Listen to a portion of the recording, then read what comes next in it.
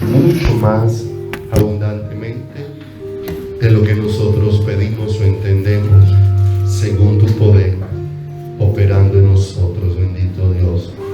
Señor, gracias por el amor y la fidelidad. Y Señor, permítenos acercarnos a ti a cada momento, encontrar todas las respuestas que necesita nuestra vida en ti, Señor. Pues tú eres la respuesta a nuestra vida, Señor.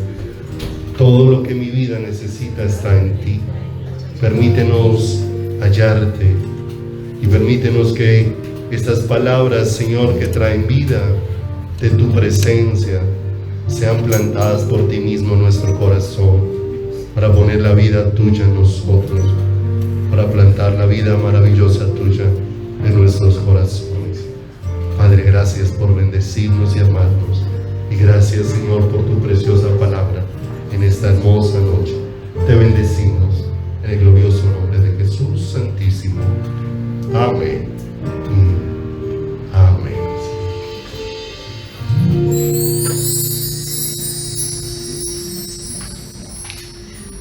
Buenas noches, Dios los bendiga.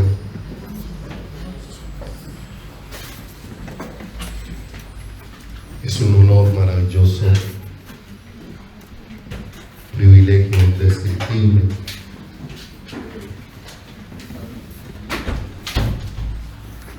haber sido escogidos por Dios para estar con Él, haber sido llamados para conocerlo. Esto es un privilegio que Dios viene ensanchando en el corazón, porque Él es la fuente de todo. Y aún en los tiempos en los que estamos viviendo, ¿cuánto necesitamos vivir una profunda relación con Dios? Hay tiempos de mucha confusión al presente. Se escuchan muchísimas cosas. Hay muchas versiones, argumentos, señalamientos. Pero ¿quién pudiese conducirnos con claridad? Job pudo, al final de todo el trato que Dios estaba haciendo con su corazón, entender algo esencial para la vida del creyente. Y es donde él dijo: yo hablaba cosas que no entendía. Y a veces nos llenamos de mucha palabrería y de muchas cosas que no entendemos. Nos volvemos expertos en todos los temas y opinamos de todas las cosas, y aún repetimos todos los que escuchamos sin siquiera saber de dónde provino. Y nos volvemos fuentes inseguras, las cosas que repetimos una y otra vez. Pero Job dejó algo allí hermoso, grabado por Dios mismo, cuando él dice: ahora yo te preguntaré y tú me enseñarás. Y creo que todo lo que estamos viviendo al presente es para preguntarle al Señor, para ir al lugar íntimo y que la respuesta venga del Señor. La claridad para cada uno de nuestros corazones venga de Dios, porque si hay algo que no nos dejará extraviar jamás, es escuchar al Señor, es escuchar a Dios, es escuchar su voz. Mis ovejas oyen mi voz y yo las conozco y ellas me siguen, y yo les doy vida eterna y no perecerán jamás. Es lo que ha dicho el Señor. Va conmigo a Isaías, por favor, capítulo número 26. Isaías, capítulo número 26, versículo número 20. Cantábamos hace un momento, al finalizar: Señor, Llévame a ese lugar de intimidad. Y aquí dice el verso 20, Isaías 26, anda, pueblo mío, entra en tus aposentos, cierra tras ti tus puertas, escóndete un poquito, por un momento, en tanto que pasa la indignación. Porque aquí que Jehová sale de su lugar para castigar al morador de la tierra por su maldad contra él, y la tierra descubrirá la sangre derramada sobre ella, y no encubrirá ya más a sus guardos. Pase al verso 2 del capítulo 27. En aquel día cantaron acerca de la viña del vino rojo. Yo, Jehová, la guardo. Cada momento la regaré, la guardaré de noche y de día, para que nadie la dañe. Al hombre le es muy difícil entender cuál es la raíz de todo lo que pasa, y pone resistencia para entender que la solución de todas sus circunstancias y de todo lo que acontece en el mundo no está en manos del hombre. El hombre no lo puede solucionar. El hombre no puede dar la salida, porque ciertamente el problema va más allá de los aspectos naturales que nosotros podemos ver. Pudiésemos hacer una lista de todo lo que nosotros llamamos injusticia, de lo que llamamos incorrecto, de lo que llamamos corrupto, y con todo el corazón pudiese organizarse toda la lista. Crea que pudiesen repartírsele a todas las personas en este país en porciones iguales, equitativamente, y eso no haría que vivamos en paz. Eso no haría que viviésemos en armonía, que a todos se les diera la misma igualdad, se les diera la misma condición. Eso no haría que nosotros viviésemos de una manera diferente. Tal vez el día que se reparta todos celebrarían, ¿cierto? Y se alegrarían, pero duraría solamente eso. Al día siguiente todo volvería a la misma condición, porque el problema no está en las circunstancias, el problema no está en la economía, el problema no está en la desigualdad social, el problema no está en la corrupción, el problema está en que la condición espiritual del ser humano está muerta. Y ese es el problema serio que nosotros no queremos aceptar, porque la gente quiere que todo cambie, menos su relación con Dios. Es lo que quiere cambiar, y se ve evidenciado en las cosas que muchas veces vivimos. Cuando pasamos crisis, en medio de las crisis que hace el ser humano, se volca a buscar a Dios. Pasó la crisis y su corazón en relación con Dios se apagó, de manera que el ser humano sintió que lo que necesitaba era una salida, que lo que necesitaba no era a Dios, y lo único que puede cambiar mi condición es el Señor. En algún momento compartimos algo, y es que si nosotros tomásemos un habitante de la calle y a ese habitante de la calle le pusiéramos ropa nueva, le diéramos una casa lujosa, le diéramos un trabajo súper remunerado, ¿cuánto beneficio le haríamos? Tal vez empeoraríamos su condición, ¿sí o no? Más ropa para vender, ¿sí o no? Más dinero para invertir en su vicio, en sus inclinaciones, ¿cierto? De manera que cambiarle sus condiciones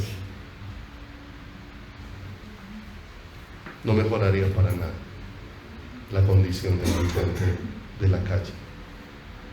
Pero puede que a ese habitante de la calle se le dé un corazón nuevo. Y con un corazón nuevo no tenga ropa nueva, no tenga casa lujosa y no tenga un trabajo súper remunerado, pero con ese corazón nuevo le es suficiente para vivir completamente libre. Porque el problema del ser humano es que es espiritual, ¿cierto? Y el hombre sigue insistiendo en que el hombre le pueda solucionar sus problemas, y hacia allá se están dirigiendo todos los días, y no es posible. Está bien que el mundo que no conoce a Dios, que no está en la búsqueda de Dios, insista en eso, porque ciertamente está ciego y ciertamente está dando tumbos, ciertamente se está dando golpes frente a aquello que no le puede dar una solución.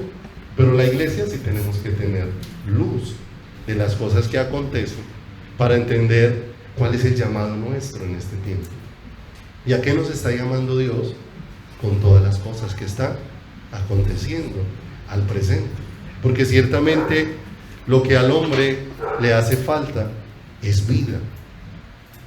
Porque cuando el hombre empieza a recibir vida es cuando todo en él es transformado. Mire que es tan hermoso que cuando Jesús vino en una situación de mucha injusticia.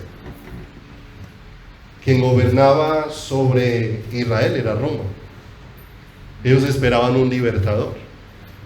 El deseo de los judíos era quien les quitara el yugo y la opresión de Roma, que era exagerada con sus impuestos, exagerada con todas las cosas que hacía.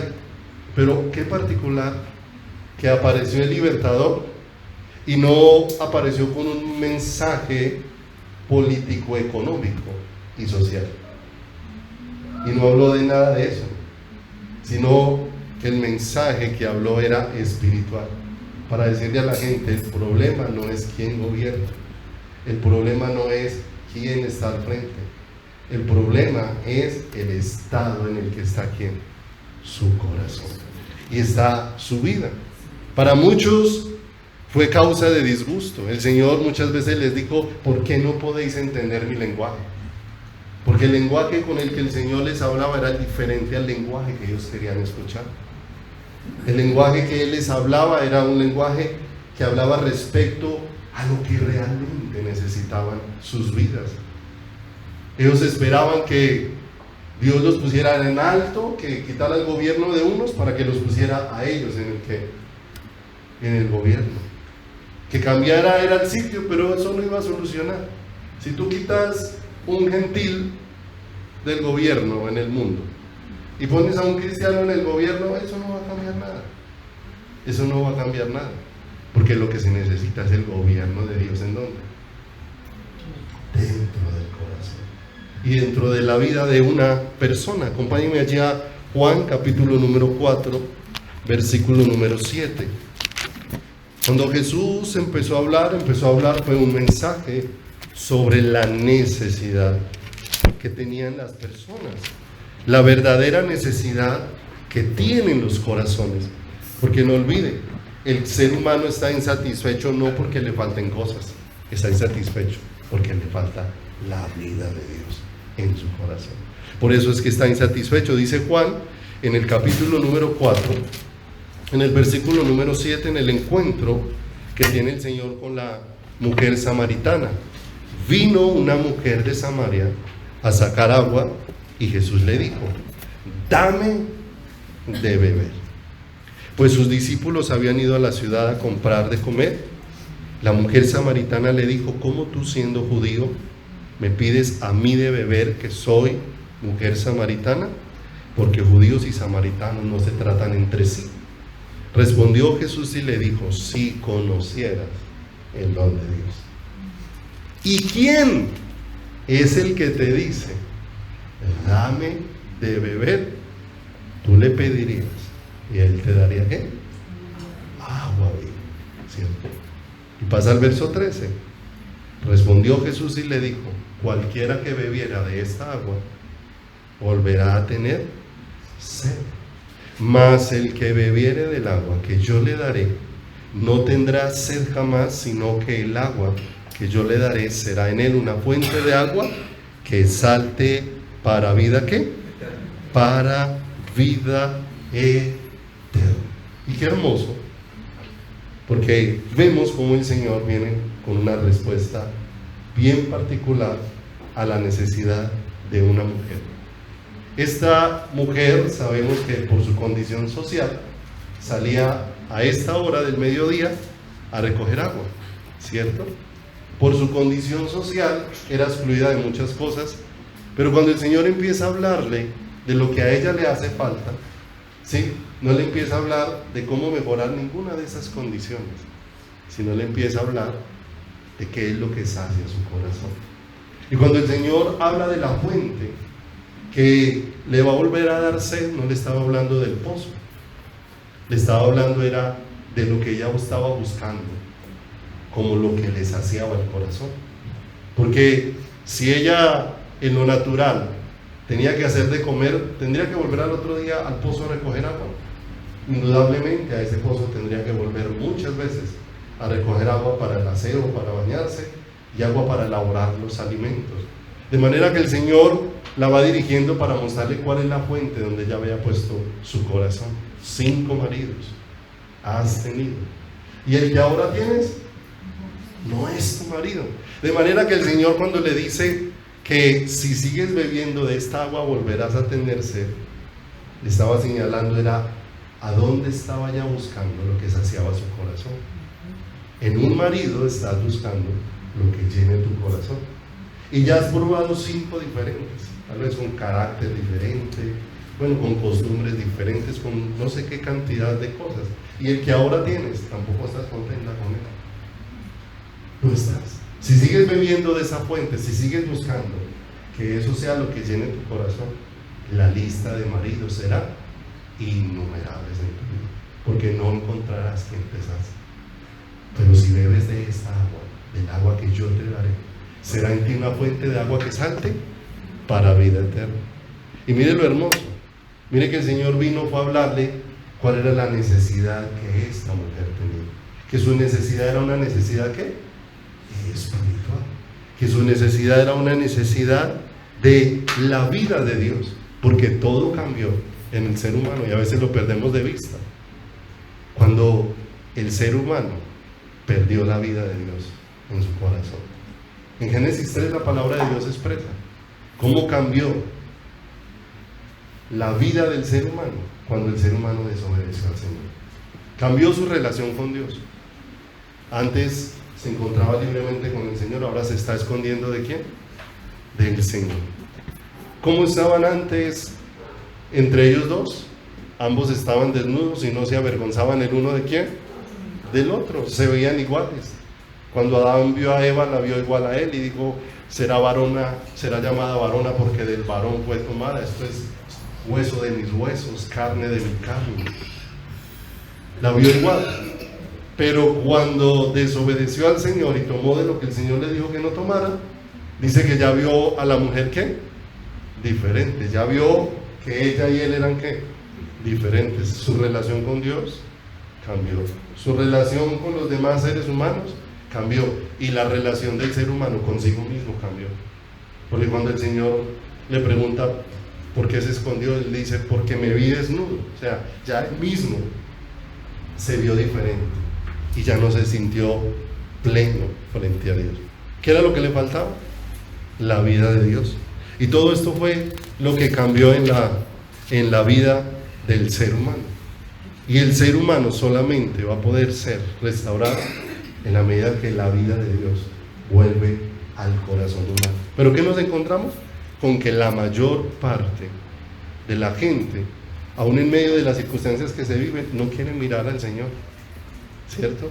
Lo que quiere es que aparezca una solución, porque la gente está pensando es cómo se le arruinan las cosas, ¿cierto? Esta mañana escuchaba a una persona decir muchas groserías, ¿cierto? Y decía dentro de sus groserías, ¿hasta cuándo estos tales que están haciendo paro se me van a seguir tirando el negocio?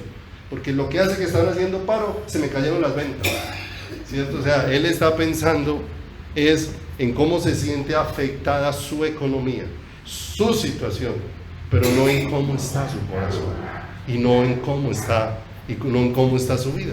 Así se siente, y así se siente el ser humano frente a muchas situaciones. Cómo esto está afectando es muchas cosas, pero no como esto lo está llamando es a recapacitar cómo está su vida en relación con quién, su vida en relación con Dios. Santiago, en el capítulo número 4, en el verso número 1, habla de una raíz de los problemas y de las divisiones en medio de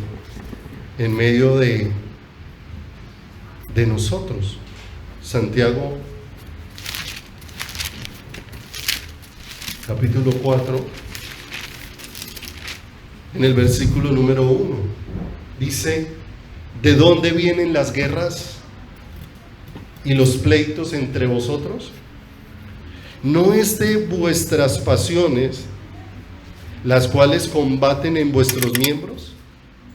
Codiciáis y no tenéis, matáis y ardéis de envidia, y no podéis alcanzar, combatís y lucháis, pero no tenéis lo que deseáis porque no pedís.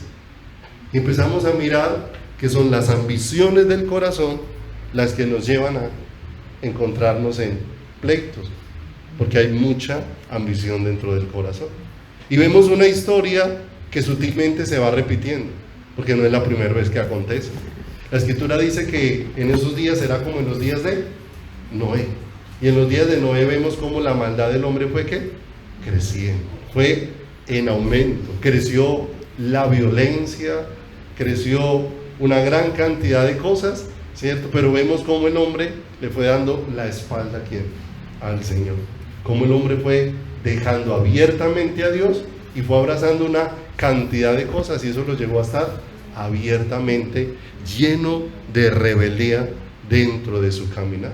De manera que lo que nosotros estamos viviendo no es algo nuevo, es algo que ha sido anunciado por la palabra, algo que la palabra advirtió que iba a ¿qué? Que iba a suceder. Todas estas cosas, y crea, lo que estamos viendo va a ir empeorando, ¿cierto? Y no es que quiera uno pararse en un púlpito a desear y anhelar mal, sino que ciertamente las cosas van a ir desmejorando. Y desmejorando, porque si usted mira una persona en una empresa, ¿cuál es el objetivo que tiene su empresa? Hoy el deseo o el objetivo social que decían tenían las empresas ha ido desapareciendo. Antes el objetivo social era tener una empresa que me dé utilidades, pero ¿a quiénes puedo beneficiar? ¿Cómo puedo generar empleo? Y hoy en día el corazón del hombre está encerrado en cómo cada vez puedo enriquecerme más gastando menos. Y si antes tenía 10 personas trabajando conmigo y ahora puedo hacer lo mismo con una sola, entonces con una sola y me ahorro esos 10 salarios. ¿Para quién van a ser? Para mí. Y la ambición va encerrando el corazón ¿en quién? En todo ese tipo de cosas, y va llevando al hombre en todo ese camino en el que el ser humano se está encegueciendo cada día. Y como les decía la semana anterior, ahora con lo que se acerca de la cuarta revolución industrial, que donde se propone cada día que todo sea más electrónico, que todo sea más mecánico, que todo sea más sistematizado, de manera que cada vez se necesitarán menos personas para laborar, porque cada vez las máquinas harán más cantidad de cosas, ¿cierto? Y el avance de las cosas está muy peligroso, muy peligroso. La semana anterior Andrés me compartió un video que me llamó mucho la atención, porque estaban ensayando un humanoide. Compartió un video de un humanoide y él me compartió y decía: pastor, si esto que está en este video es cierto, cada vez la situación va a ser más tremenda, porque ahí estaban presentando un humanoide que lo prepararon para defender un lugar, simplemente que lo programaron para que no le hiciera daño a las personas, y entonces le ponían toda clase de blancos y apuntaba ahí todos los blancos el robot les disparaba y no había tiro que fallara. Pero si alguien se le atravesaba al robot, el robot se quedaba quieto. O sea, como que identificaba a una persona y se quedaba moviéndose. Pero la persona se movía y de una vez disparaba y seguía disparándole a los objetivos, ¿cierto? Y uno ve inicialmente eso y dice, bueno, mucho avance en la tecnología.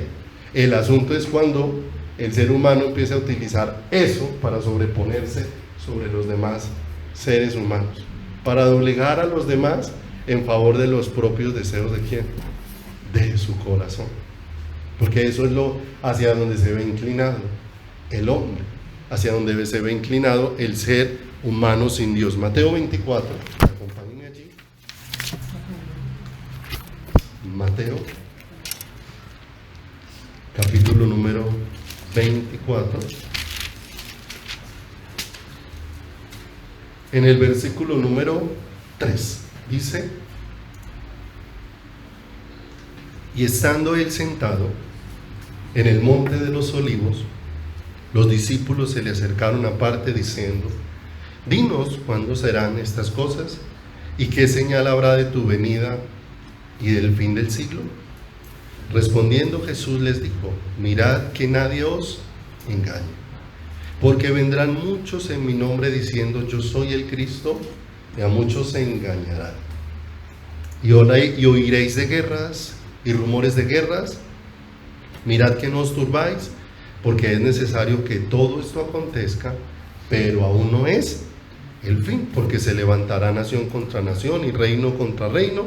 Habrá pestes y hambres y terremotos en diversos lugares, y todo esto será principio de dolores, ¿cierto? Y entonces, cuando nosotros leemos esto y miramos todo lo que ha venido aconteciendo, no ahora porque estén ocurriendo cosas esta semana en nuestro país, lo que ha venido aconteciendo en los últimos años, todo lo que ha venido cambiando. La Escritura dice que cuando Jesús viniese por segunda vez, todo ojo le vería.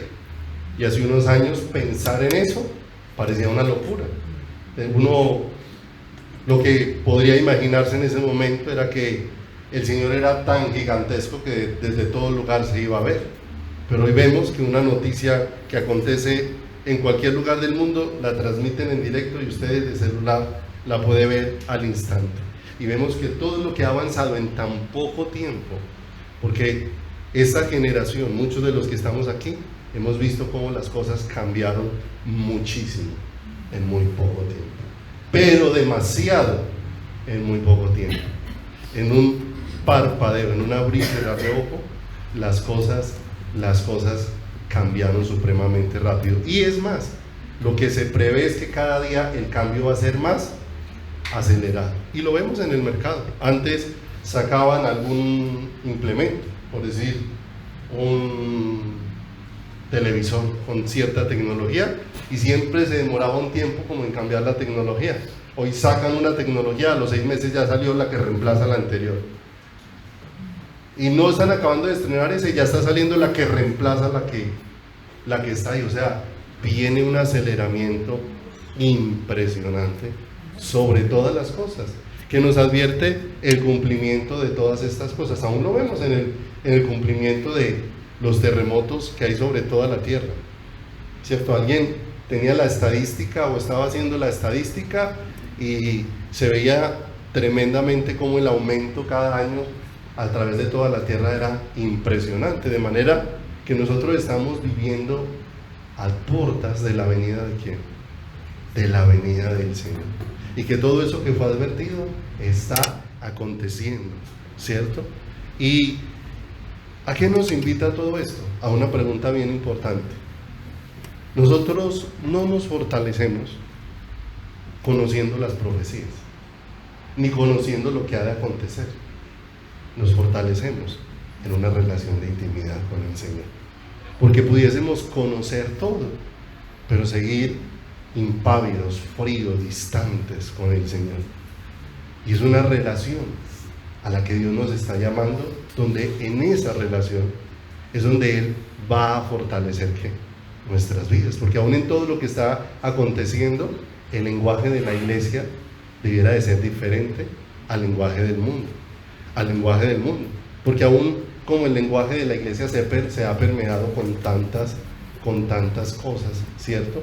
Que en lugar de la iglesia sentir un llamado a intimar con Dios, la iglesia quiere salir a decretar y a decir que es que no pueden acontecer cosas en el país porque lo ordenan, porque lo decretan, pero hay cosas que Dios permite que pase, y ciertamente hay cosas que, aunque sean tristes, la verdad son buenas en relación con Dios.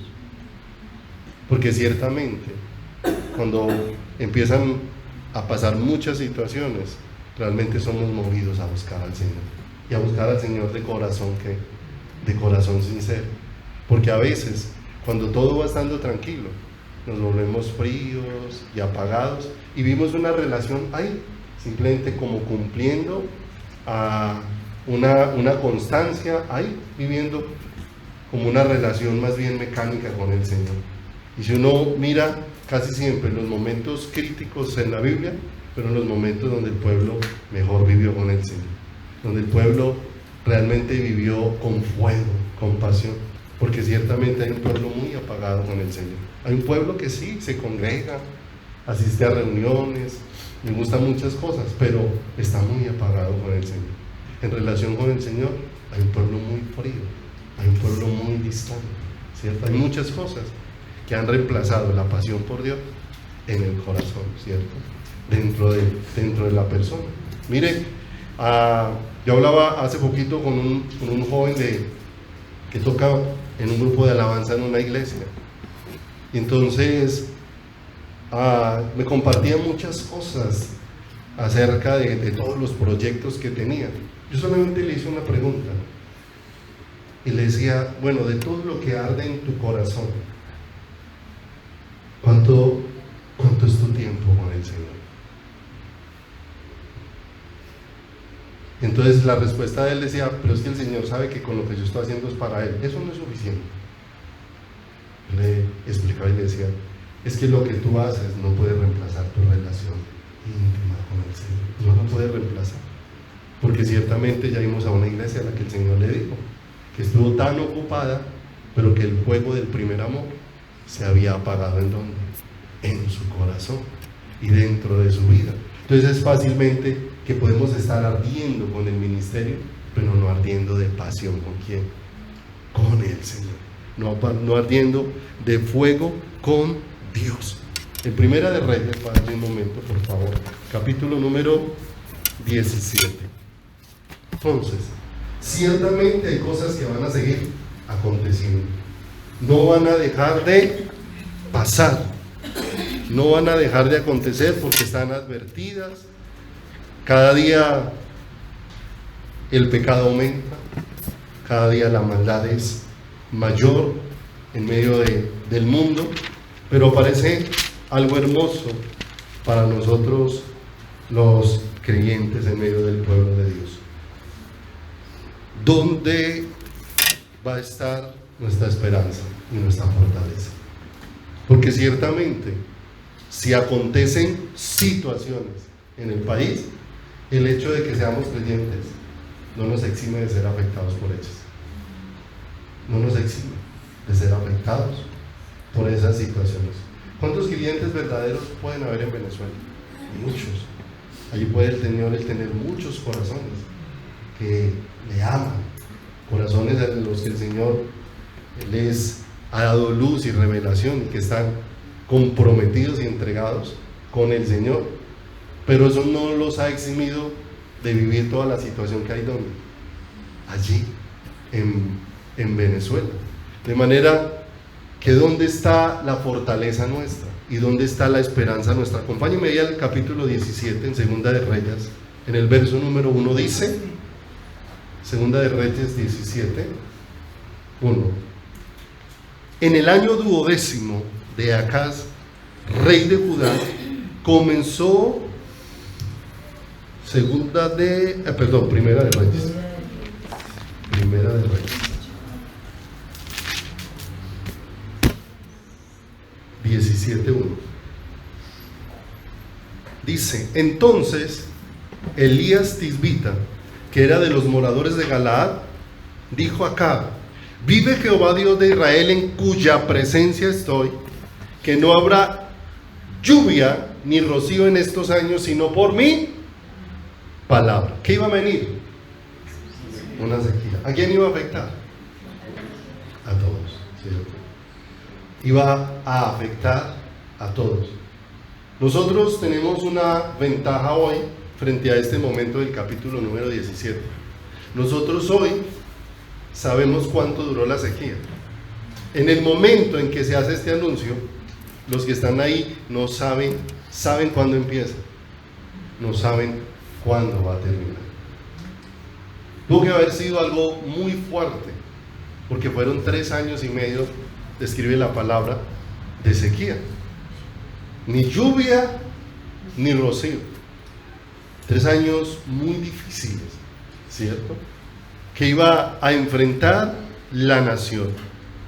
Y dice en el verso 2, y vino palabra de Jehová diciendo, ¿a quién le iba a hablar? Al siervo de quién, al siervo del Señor. No olvide, ¿de dónde provino que se cerraran los cielos y no lloviera?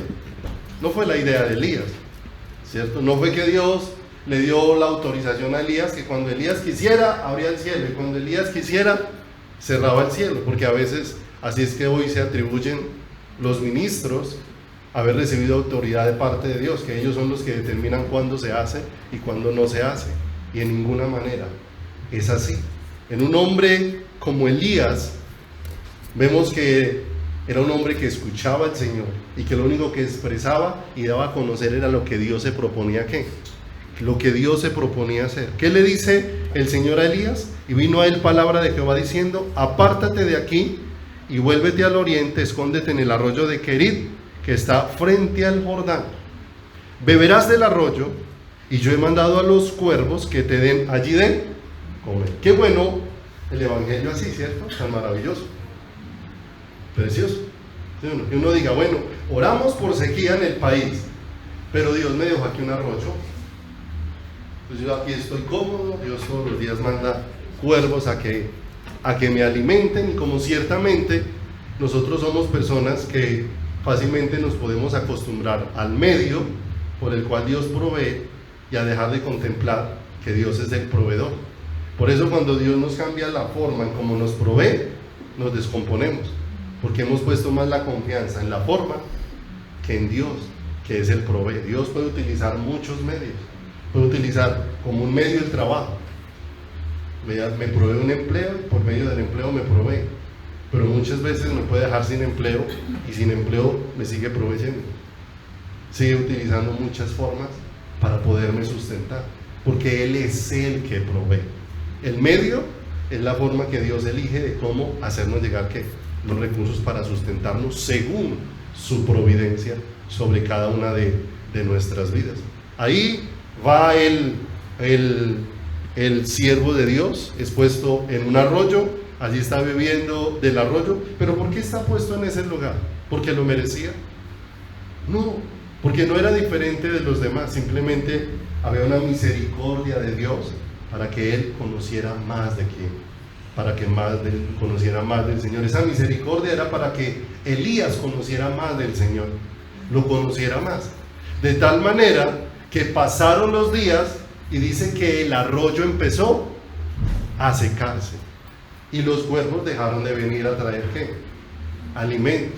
Y es donde aparece la pregunta que prueba el corazón, ¿cierto? Bueno, y si yo soy el siervo de Dios, ¿dónde está el cuidado de quién?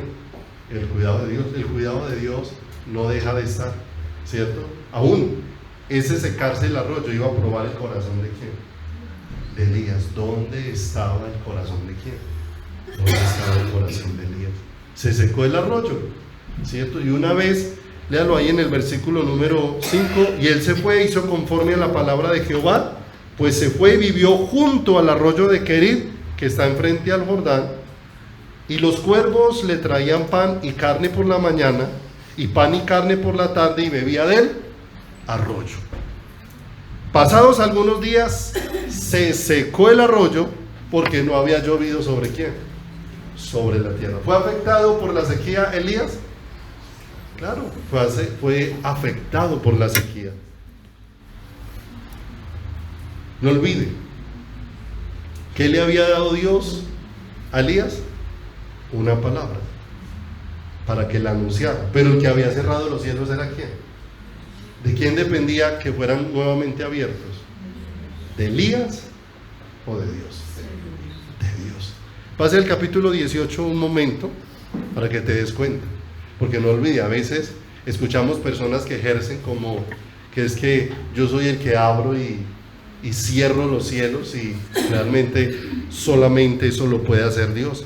Pasado muchos días vino palabra de Jehová a Elías en el tercer año, diciendo, 18:1, ve, muéstrate acá y yo haré llover sobre la faz de la tierra. ¿Sí o no? ¿Quién fue el que dijo que iba a hacer llover? ¿Quién fue el que dijo cuándo iba a empezar a llover? Era Dios. Solamente Elías era el que. Elías era el mensajero. Pero vino un cambio. Dios estaba proveyéndole y estaba cuidándole, pero de pronto vino un cambio. El Señor permitió que se secara el arroyo, y ahora en el 17:8 dice, vino palabra de Jehová diciendo, levántate y vete a Sarepta de Sidón y mora allí. He aquí yo he dado allí a una mujer viuda la orden que te sustente. Miren lo tremendo, se secó el arroyo, pero apareció nuevamente la voz de ¿quién? La voz del Señor. ¿Qué iba a hacer el Señor con Elías mientras continuaba la sequía? Iba a seguir teniendo cuidado de ¿quién? Iba a seguir teniendo cuidado de él, de una manera extraordinaria. Pero mire lo hermoso, que el Señor cuando le dice que vaya a un lugar donde una mujer viuda, que es la que lo va a sustentar, ahí el Señor no le dijo, donde la viuda donde vas a ir es pobre. El Señor le dijo, ve donde una viuda que le he dado la orden de que te sustente, ¿cierto? Uno siempre esperaría que Dios me envíe la ayuda con el más pudiente, ¿cierto?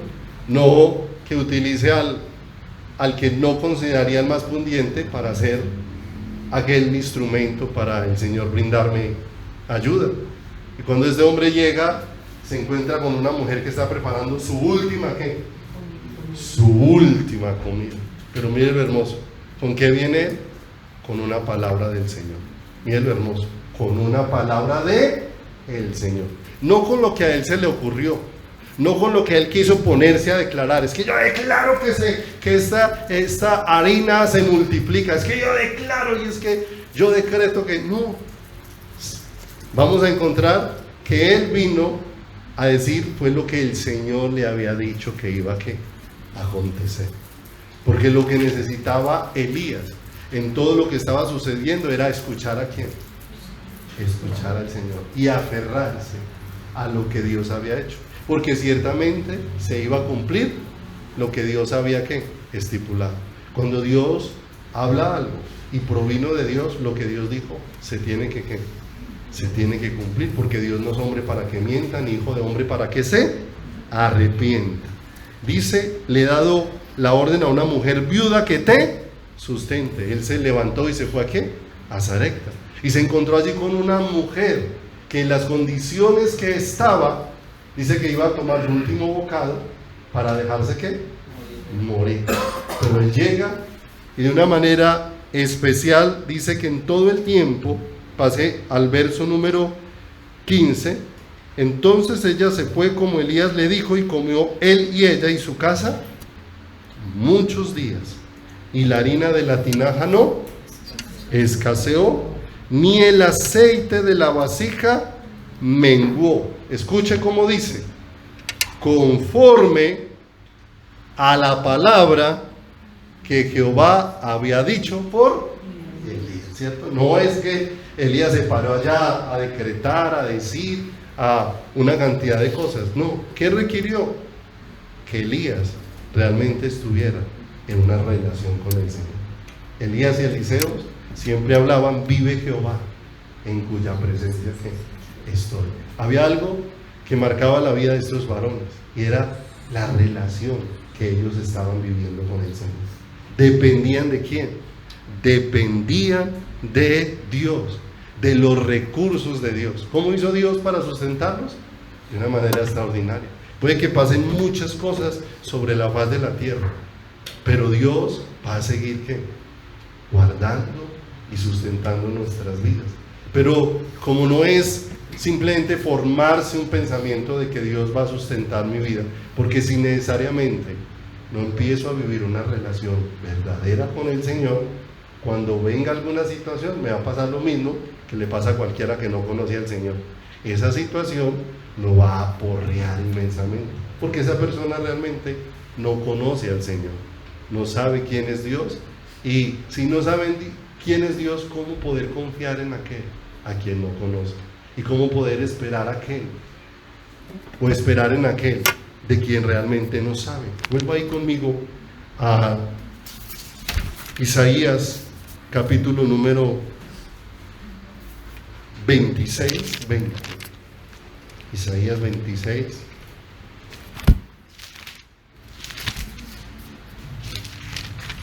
Isaías capítulo número 26, versículo número 20. Anda, pueblo mío, entra en tus aposentos, cierra tras ti tus puertas, escóndete un poquito por un momento, en tanto que pasa la indignación. ¿A dónde llama Dios a ese pueblo? Sí, a estar con Él, ¿sí o no? En medio de todo lo que acontece ahora, ¿a dónde nos llama Dios? Allí, a oírlo, a escucharlo, a que la dirección venga de Él, a que las palabras que estén en nuestros labios son las palabras que hemos escuchado ¿de quién? Del Señor. Si hay muchas cosas que oímos del Señor, al mundo le parecerán una locura, ¿cierto? Porque ciertamente el mundo no está esperando al Señor, pero para la iglesia son una gran esperanza. Pase ahí entonces al versículo número 2 del capítulo 27, que hay algo muy especial con lo que quiero terminar hoy, que dice: en aquel día cantad acerca de la viña del vino rojo. Me llama mucho la atención porque esta viña es diferente a la viña de Isaías 5. Recuerde que la viña de Isaías 5 es el cántico que Dios levantó a la viña porque la sembró de vides escogidas, pero cuando la fue a recoger, ¿cierto? No era lo que el Señor había sembrado. Pero aquí encontramos ahora una viña que está dando fruto para Dios, está dando los frutos de Dios. Pero esta viña tiene algo en particular, que lo podemos vivir en los aspectos naturales. Pase ahí al verso 3, dice: yo, Jehová, la guardo, ¿cierto? Miren lo hermoso. El Señor es el que la protege, el Señor es el que la esconde. Pero aparece algo muy hermoso, que es lo que nos lleva a entender por qué esta necesidad de relación tan importante en la vida del creyente. Porque dice: cada momento la regaré, ¿sí? Y esto me llama mucho la atención, porque habla de lo único que solamente puede hacer Dios en la vida de una persona, y es vivificarlo. Cuando nosotros miramos en lo natural, uno ve el efecto que hace en una matica el regalo. Uno puede pasar y la ve así como, a veces los que conocen más de las maticas pasan y la ven como triste. Dicen: ¿por qué está triste? Le falta agüita. Hay personas que le hablan a las maticas, ¿cierto? ¿Por qué está triste? Y entonces pasa y le riega, pero al rato pasa y parece que le cambió la tristeza a esa matica al haber sido regada, porque al ratico de haber sido regada usted pasa y como que volvió y se levantó, como que volvió y cogió verdor. Y ahora el Señor está pasando y le dice a su viña que a cada momento la regaré, ¿cierto? Por eso nos llama a entrar en el aposento y cerrar las puertas, porque Él es el que va a pasar y va a regar, va a pasar y va a vivificar, va a pasar y va a dar aliento. Y fíjese que regar es algo que se va haciendo de manera permanente, no es algo que se hace un único momento, es algo que hay que hacerlo permanentemente, porque permanentemente hay una necesidad, algo que Dios quiere hacer permanentemente con nosotros, permanentemente vivificarnos con su presencia, vivificarnos con su vida, vivificarnos con su aliento. Yo mismo, cada momento, ¿la qué? La regaré. Y mire lo hermoso, que no es un asunto de horas, sino es un asunto como de todo tiempo, porque dice, la guardaré de noche y de día, para que nadie, ¿qué? Para que nadie la daña. Y vemos en esto un acto personal de Dios. Dios mismo no le está delegando a nadie hacer eso, Él mismo lo va a hacer sobre cada uno de nosotros. Él mismo tiene el deseo de vivificarnos a cada uno de nosotros en medio de todo lo que estamos viviendo, para que escuchemos a quién, para que escuchemos al Señor, porque no olviden, sobre la tierra vendrán tiempos difíciles, vendrán tiempos complejos sobre la faz de la tierra, pero en esos momentos, ¿cierto? ¿Dónde es donde vamos a ser vivificados? ¿El riego de quién es el que va a vivificar nuestro corazón? El que va a avivar nuestras vidas, ¿sí? ¿Qué podrá dañarla? Para que nadie la dañe. ¡Qué hermoso! El mismo Dios de los cielos guardando el corazón. ¿A dónde nos llama el Señor en todos estos tiempos? Porque nos está llamando para prepararnos. Mire lo hermoso. Dios nos compara como ovejas, y la oveja es un animal muy necesitado. Necesita que permanentemente se le dé alimento y se le dé reposo. Y Dios nos compara con lámparas. Y mire lo tremendo, la lámpara no puede mantener prendida si permanentemente no le está poniendo aceite. Y cuando el Señor habla de regarnos, está hablando de algo que permanentemente Él quiere hacer en nuestras vidas, en todo lo que estamos viviendo. Pero no olvides, ¿dónde vamos a poner la mirada? Puestos los ojos, no en lo que acontece afuera, sino puestos los ojos en quién. Puestos los ojos en Jesús, quien nos da claridad a través de su palabra, quien nos da firmeza a través de todo lo que nos da con su consejo sabio y maravilloso. Amén. Yo, Jehová, la guardo, cada momento la regaré, la guardaré de noche y de día, para que nadie la dañe. Amén. Vamos a orar por hoy. Padre bueno y maravilloso, queremos darte gracias en esta noche por amarnos, por bendecirnos, oh Dios, pero sobre todo, Señor, por esta necesidad que tenemos de entender en nuestro corazón, Señor amado, que tú nos estás llamando a escondernos en ti y nos estás llamando a refugiarnos en tu presencia, Señor. Nos está llamando porque la fortaleza nuestra no depende de los acontecimientos externos, Señor. Porque aún, Señor, en tu primera venida, Señor, aquellos hombres y mujeres, Señor, que pudieron escuchar y entender tu lenguaje por la gracia tuya manifestada sobre sus vidas, aunque no cambiaron las circunstancias externas, sus vidas cambiaron de una manera profunda, Señor. Porque aunque aún muchas circunstancias se volvieron más difíciles, pero ellos fueron fortalecidos, precioso Dios. Aún como aquella iglesia, Señor, en sus comienzos, Señor, que aunque era perseguida, despojada, amenazada, Señor, aquella iglesia no oraba por no ser perseguida, no oraba por no enfrentar dificultades, sino que oraba porque tú les dieras denuedo para que pudieran anunciar en medio de las dificultades con denuedo tu palabra, Señor.